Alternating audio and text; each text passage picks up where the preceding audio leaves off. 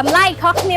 $2000គួរប្រើប្រាស់រថយន្ត Depaul S05 ឬក៏ Ion i6 ប្រភេទ EV ចាបើពិបាកសម្រាប់ចិត្តថ្ងៃនេះអ្នកលក់នឹងមកសម្រាប់ចិត្តជូនអតិថិជនតែម្ដង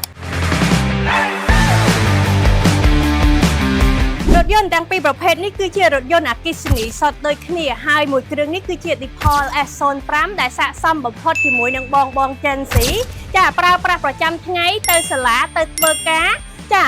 និយមប្រើប្រាស់ឡានដែលមានរូបរាងស្រស់ស្អាតក៏ដូចជា option ទំនើបជាច្រើនមួយពេញប្រើបាន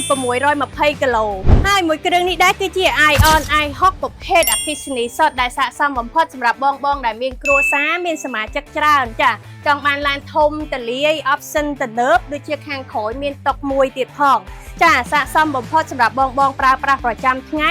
បងចង់ប្រើក្នុងក្រុងក៏បានឬក៏ទៅខេត្តក៏បានហើយឥឡូវនេះដែរ Showroom Deluxe Auto ក៏មានការបង់រង្វាស់ប្រចាំខែសម្រាប់បងដែលមានតម្រូវការឡាន Depaul S05 បងចំណាយត្រឹមតែមួយខែ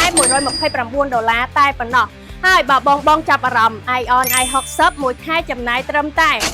$119តែប៉ុណ្ណោះរួមមកជាមួយនឹងអត្រាការប្រាក់ទាបឯកសារងាយអញ្ចឹងសម្រាប់បងដែលមានតម្រូវការអញ្ជើញមកមើលឡានផ្ទាល់នៅ Showroom Deluxe Auto ឬក៏តាក់ទងសួរនាំតាម Telegram ដែលខ្ញុំដាក់ជូនរាល់អតិថិជនដែលបានទិញឡានពី Showroom Deluxe Auto សិតតែមានធានាត្រឹមត្រូវពី Showroom តែម្ដងជាចុងក្រោយនាងខ្ញុំសុផានីសូមអរគុណសូមគោរពលា